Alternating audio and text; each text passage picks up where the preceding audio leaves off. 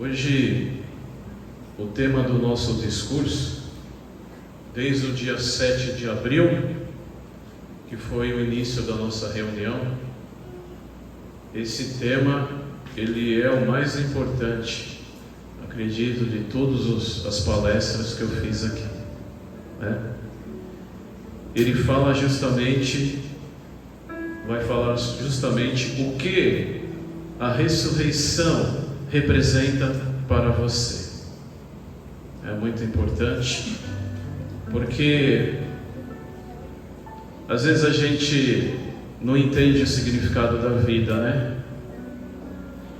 E quando perdemos pessoas que a gente ama, naquele momento que a gente está se despedindo da pessoa, ali a gente olha e passa milhões de coisas pela nossa cabeça. E sabemos que um dia poderemos estar na mesma situação.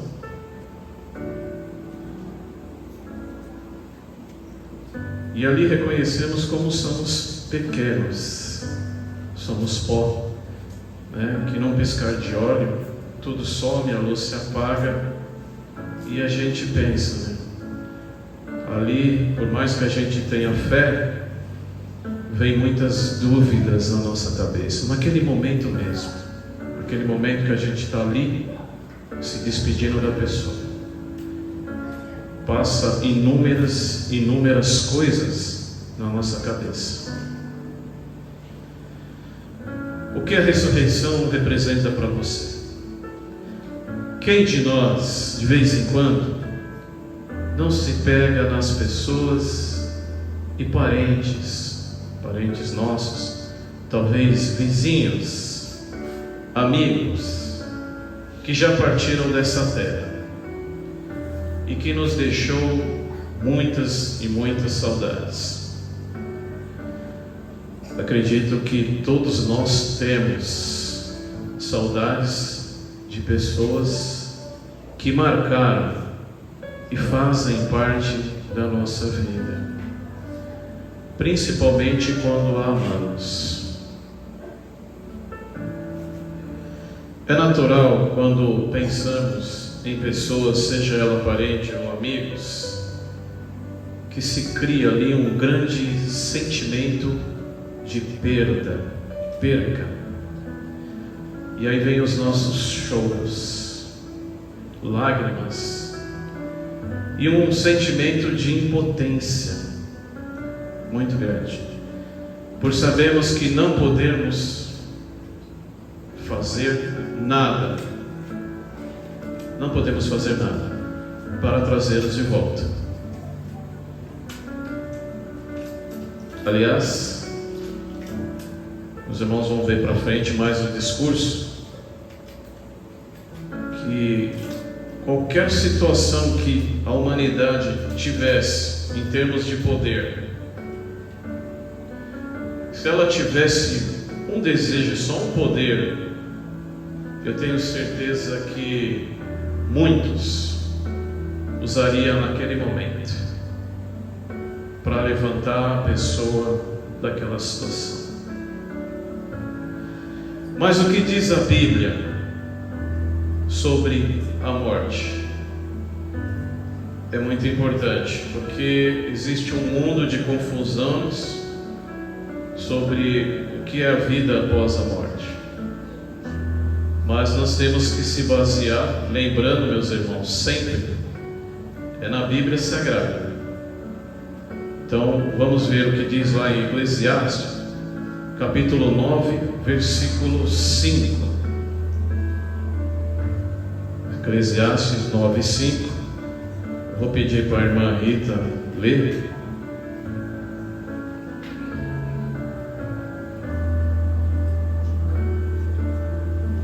Pois os vivos sabem que morrerão, mas os mortos não sabem coisa nenhuma, nem tampouco têm eles daí em diante recompensa, porque a sua memória ficou entregue ao esquecimento.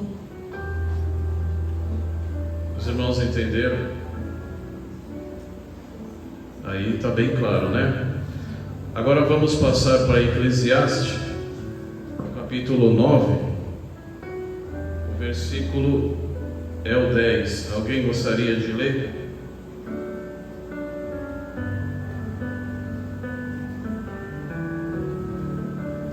Eu vou ler então. Tudo quanto se vier à mão para fazer, faze-o conforme as tuas forças. Porque no Seol, a palavra Seol, aqui nas escrituras hebraicas, meus irmãos, significa sepultura, tá? Sepultura, Seol. Para onde tu vais, não há obra, nem projeto, nem conhecimento, nem sabedoria alguma. Agora eu vou pedir para a irmã Rita ler Eclesiastes, continuando no livro de Eclesiastes, capítulo 3, versículo 11 e 12. Tudo fez formoso em seu tempo também, pôs na mente do homem a ideia da eternidade, se bem que este não possa descobrir a obra que Deus fez desde o princípio até o fim. Sei que não há coisa melhor para eles do que se regozijarem e fazerem o bem enquanto viverem. Eclesiastes 3, 11, né? 11 e 12. 11 e 12. Irmãos, é importantíssimo essa parte da Bíblia entre Eclesiastes 3, 11. Deus colocou no nosso coração o sentimento de eternidade, e a gente vê isso muito. Por exemplo, às vezes a gente cuidamos de idosos.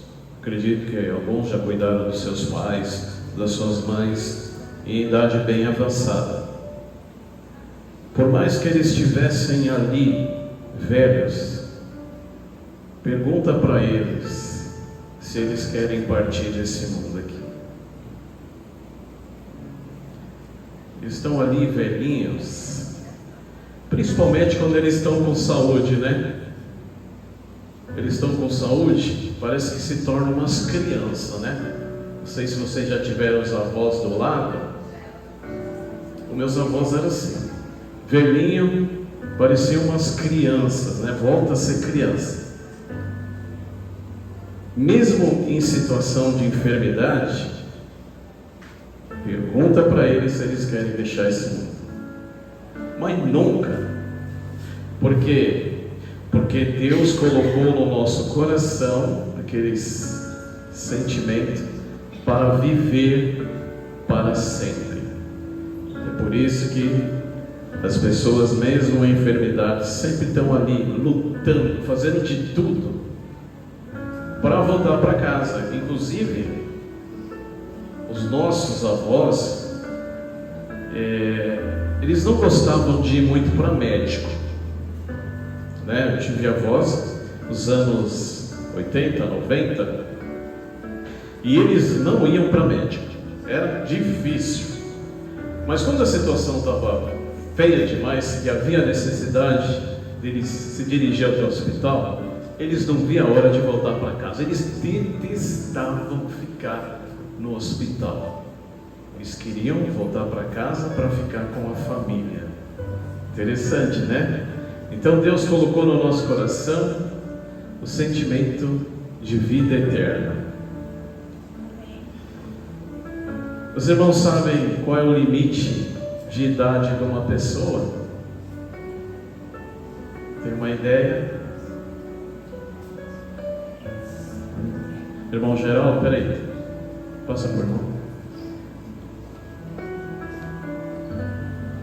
Hoje há uns 70 anos, né? 70 anos. Agora, a idade do homem, Deus abaixou demais. Porque no começo do mundo, o homem vivia 900 900 anos para cima. Por exemplo, vamos pegar o primeiro, estou falando 900 anos, tá? É muito tempo, né? Puxa, é uma eternidade. Mas Deus permitiu que Adão vivesse 930 anos, irmãos. Adão viveu. É muito tempo, né? Meu Deus. É lógico que o homem era mais forte, a mulher, a alimentação era outra, comida maravilhosa, era tudo do pé, não era industrializado como hoje. Só isso já favorecia demais, né? A vida prolongada da pessoa. Eu vou pedir para a irmã Rita ler Salmos 90:10. Os irmãos, guarde bem que esse texto vai falar da idade de um homem. Salmos 90:10. A duração da nossa vida é de 70 anos. E se alguns, pela sua robustez, chegam a 80 anos, a medida deles é canseira e enfado, pois passa rapidamente e nós voamos. Exatamente. Irmãos, a Bíblia é bem clara, 70 anos é a média para nós. Acho que o homem vive menos, né? A mulher vai mais, né? Acho que é pela nossa preocupação, trabalho, dia a dia. A mulher é mais tranquila dentro de casa, né? O homem vai primeiro, não tem jeito.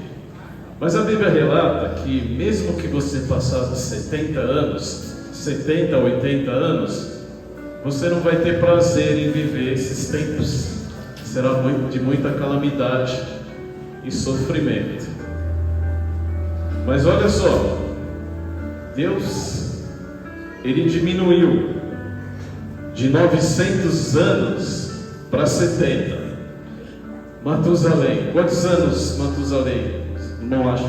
O Matusalém, ele foi o homem mais velho da terra, viu? Foi o homem mais velho da terra. Ele viveu 969 anos, irmãos. 969 anos. É muita diferença. Abraão viveu 175 anos. Já dobrou o nosso, né? Se dobrar o nosso é 140. Abraão viveu mais 35 anos. Moisés viveu 120 anos. Aí de lá para cá, Deus diminuiu o tempo de vida do homem, porque vamos imaginar, do jeito que a maldade é hoje sobre a terra, você já pensou uma pessoa durar tanto tempo, 900, 300? Como é que estaria a terra, né? Então agora os irmãos entendem o porquê Deus diminuiu o tempo do homem na terra, devido à maldade.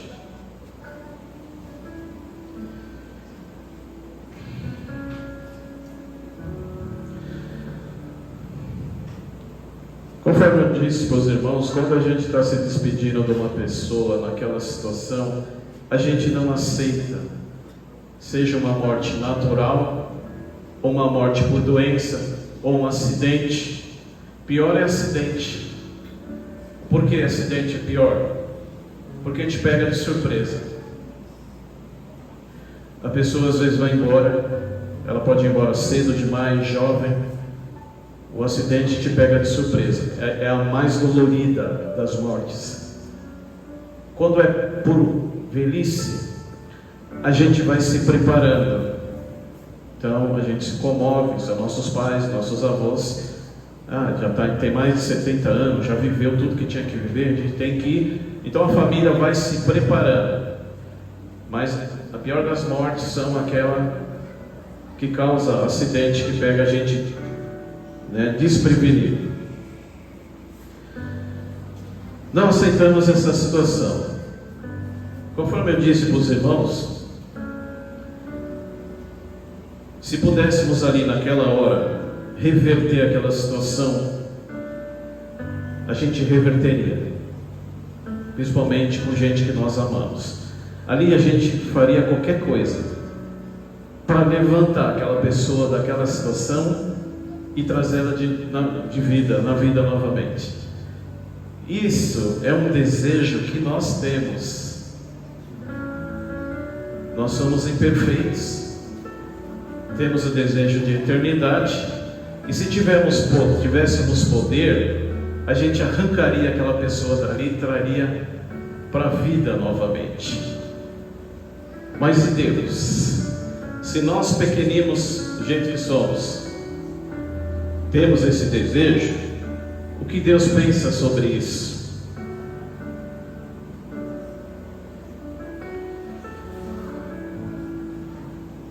Se pensarmos dessa maneira e somos pequenos, somos pó, imagine o nosso Deus que formou a terra e colocou o homem e a mulher para viver para todo sempre. Pode ter certeza, meus irmãos, o nosso Deus Jeová e o nosso Rei, Jesus Cristo, eles não vê a hora, eles não vê a hora de realizar essa promessa para a humanidade, de restabelecer novamente a ordem nessa terra e o paraíso. E Jesus, quando esteve na terra, nós vamos ver mais para frente, ele fez isso 2 vezes. As 2 vezes nós vamos contar, né? É a história da vida de Jesus, as 2 ressurreição principal. E ele fez isso antes de partir para o céu. Jesus é como se a gente tivesse um quebra-cabeça e tivesse faltando uma pedra, e essa pedra Jesus guardou no bolso. Então Jesus formou todo aquele quebra-cabeça que ele tinha que fazer quando ele veio aqui na terra, mas aquela última ele guardou no bolso, porque ali seria a comprovação e a evidência que no futuro próximo, através dele, toda a humanidade, principalmente a humanidade que seguiu e foi fiel a ele, retornará. Amém. E assim, conforme nós vamos ver mais para frente, quando Jesus realizou, todos ficaram chocados, não acreditaram, porque no ministério de Jesus, ele curou os leprosos, ele fez o cego enxergar, o coxo andar. Então ele realizou tudo na frente dos olhos das pessoas. Mas a ressurreição, até então, nunca visto na terra. E ele fez exatamente isso. Glória a Deus. Amém, igreja? Amém. Eu vou pedir para a irmã Rita ler João 5, 28 e 29, que ali fala da promessa de ressurreição, justamente Jesus Cristo falando por intermédio de João 5, 28 e 29. Vou pedir para a irmã Rita ler.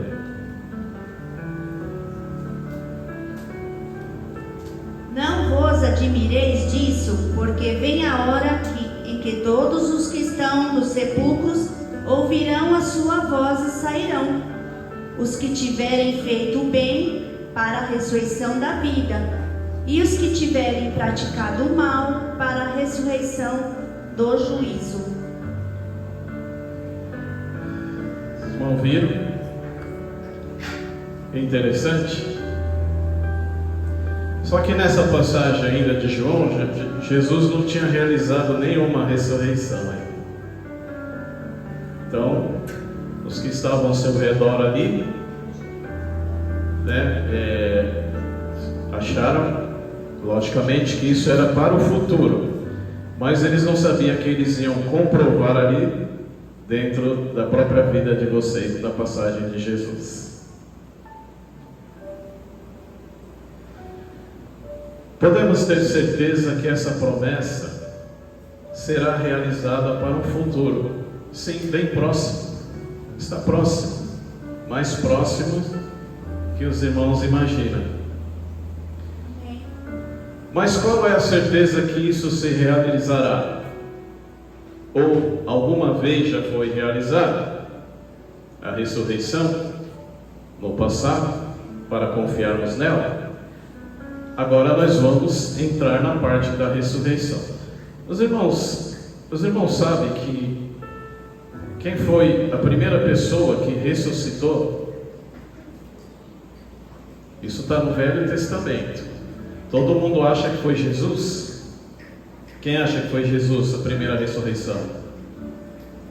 Levanta a mão. Ninguém acha? Então, levanta a mão quem sabe quem foi a primeira pessoa que ressuscitou. Irmão Geraldo. Foi Lázaro, né? Lázaro foi Jesus no Novo Testamento, mas houve uma ressurreição no Velho Testamento. A Rita. Elias ressuscitou um menino. Exatamente. O filho da viúva em Sarepta, cidade de Sarepta. Vamos ver essa comprovação, irmãos. Olha só, quando Jesus ressuscitou, já o homem havia ressuscitado antes, mostrando a comprovação que é possível. Glória a Deus. Vamos ler? 1 Reis, capítulo 17, do 17 ao 24. Irmãos, eu estou pedindo para a Rita ler, mas aqueles que quiserem ler, é só levantar a mão, tá bom? Lembre-se da nossa escolinha de quarta-feira, que é uma preparação para os irmãos perderem a timidez. E aí, a nossa reunião vai ficando cada vez melhor, porque muitos participam, tá bom? Percam a timidez, tá? Quem quiser ler, é só levantar a mão que o pastor dá o privilégio, tá bom? 17 a 24, vamos ver esse acontecimento, vamos ver exatamente o que aconteceu. Rita, pode ler. Depois destas coisas, aconteceu adoecer o filho desta mulher, dona da casa, e a sua doença se agravou tanto que nele não ficou mais fôlego. Então disse ela a Elias: Que tenho, ó, contigo, ó homem de Deus? Vieste tu a mim para trazeres à memória a minha iniquidade e matares meu filho? Respondeu-lhe ele: Dai-me o teu filho. E ele o tomou do seu regaço e o levou para cima, ao quarto onde ele mesmo habitava, e o deitou em sua cama. E clamando ao Senhor disse: Ó Senhor meu Deus, até sobre esta viúva que me hospeda trouxeste o mal, matando-lhe o filho.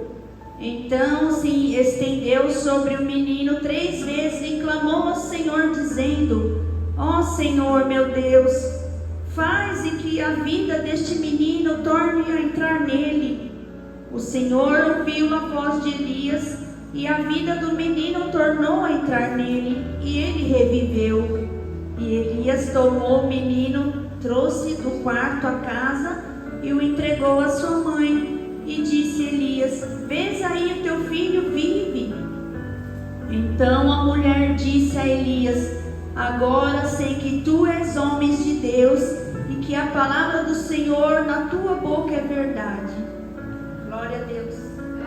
Aleluia. Meus irmãos, tudo é possível aqueles que têm fé. Você viu que maravilha? Elias, ele conseguiu trazer o menino de volta. O menino estava morto, estava doente, e com a sua oração fervorosa a Deus, o menino ressuscitou, mostrando para a gente a comprovação que a ressurreição, meus irmãos, para o novo mundo é o fator primordial para nossas vidas. Não teria lógica a gente partir por uma nova vida num paraíso na terra, sem que a gente tivesse a possibilidade de ver nossos entes queridos novamente. Não teria lógica. Isso seria um grande vazio. E a Bíblia fala que as nossas lágrimas serão enxugadas. Então não haverá mais morte, nem pranto, nem clamor, nem dor. As coisas anteriores já passaram. E para isso acontecer, Deus vai satisfazer os nossos desejos das nossas mãos completo. Glória a Deus. E uma da maneira é trazer os nossos entes queridos falecidos para o novo mundo de Deus junto com a gente. Amém, igreja? Tenha certeza disso. Acontecerá, como aconteceu.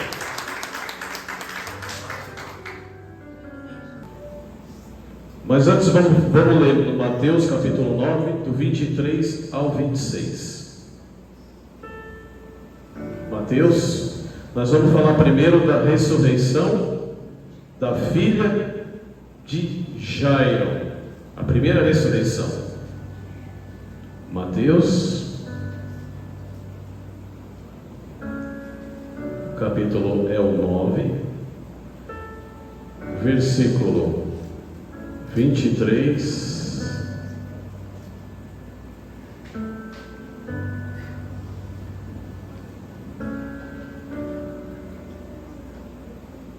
pode ler, Marita. Quando Jesus chegou à casa daquele chefe e viu os tocadores de flauta e a multidão em alvoroço, disse: Retirai-vos, porque a menina não está morta, mas dorme. E riam-se dele. Tendo-se feito sair o povo, entrou Jesus, tomou a menina pela mão e ela se levantou. E espalhou-se a notícia disso por toda aquela terra. Exatamente. Jesus estava ali iniciando o seu ministério e ele não queria que isso se propagasse. É interessante que ele entrou, ele mandou todo mundo se retirar do ambiente onde estavam ali velando a menina, e ele não queria que se propagasse. Então ele pediu que todos saíssem dali, e ele pegou a menina em particular e ressuscitou a filha de Jairo. Amém. Essa ressurreição foi em particular, para ninguém ver, porque ele não queria, embora ali, conforme o 26 relata, que, olha só, e espalhou a notícia disso por toda aquela terra. Não tem como, né? Mas ele não fez isso para todo mundo ver. Ele faria isso para todo mundo ver com a ressurreição de Geraldo? Lázaro. Exatamente. Por quê? Porque muitos ali podiam até duvidar. Mas pode ser que a menina acordou, nós achávamos que ela poderia estar morta. Então, o ser humano é terrível, né? Porque Tomé teve que ver Jesus, os pregos, né? A mão furada, para ele acreditar. E andou ali com Jesus. Então você imagina aquele povo ali. Então, obviamente, ficou muita dúvida, as pessoas duvidando. Mas a ressurreição de Lázaro, essa Jesus fez na vista de todo mundo. E é interessante que Marta e Maria, quando mandaram chamar Jesus, já havia passado 4 dias. E aí é pior, né? Porque o negócio já tinha... Todo mundo já estava satisfeito com aquela situação, comovido, que Lázaro já estava morto, estava fechado lá no sepulcro. Então Jesus apareceu depois de 4 dias, e imagine a quantidade de pessoas que estavam ao redor dele, e ele fez questão de todo mundo ver, irmãos. Ali ele falou: agora vocês vão ver o poder que Deus concebeu. Glória a Deus. Amém, igreja? Amém. É interessante que Jesus, ele não fez nada por iniciativa própria. Ele deixou bem claro que ali era o Pai que concedia o poder para ele, para que ele ressuscitasse. Olha que interessante. Jesus primeiro orou para o Pai, pedindo que o Pai desse ali aquela força para ele, o poder para que ele ressuscitasse as pessoas e as pessoas pudessem ver e acreditar nele realmente, que ele tem a chave da morte para a vida eterna. Glória a Deus. Amém, igreja? Amém. Então, Lázaro, segunda ressurreição, a filha de Jairo, que são mais faladas na Bíblia, primeira ressurreição. Tá bom? Agora nós vamos, depois dessas emoções que a gente sentiu, né? Será muito lindo e maravilhoso. Por isso que nós temos que se esforçar cada vez mais em fazer a vontade de Deus e andar no caminho de Jesus nesse mundo. O que Jesus pede para cada um de nós, para que a gente possa usufruir dessa experiência de ver o nosso ente querido tocando a campainha da nossa casa e voltando para a nossa vida. Você sabe que Deus quer, e o seu Filho, o que a humanidade nunca conseguiu manter: obediência. É só isso. É obediência, andar no caminho dele e fazer a sua vontade. Se a gente fizer assim, com certeza, Jesus vindo na nossa época, conforme eu disse na reunião passada, haverá uma geração aqui na terra que não vai conhecer a morte. Vai ser no período que Jesus voltar, e ele vai fazer a limpeza. Então, as pessoas dessa geração não vão conhecer a morte. Então, se falecermos antes de Jesus voltar, devemos morrer, então, em santidade, morrer agradando a Deus, morrer no caminho dele, para que lá na frente ele venha lembrar das nossas obras. Então, a simples palavra que a humanidade não conseguiu manter, que serve para nós hoje em dia, é obediência. Somente isso. Tá bom, meus irmãos?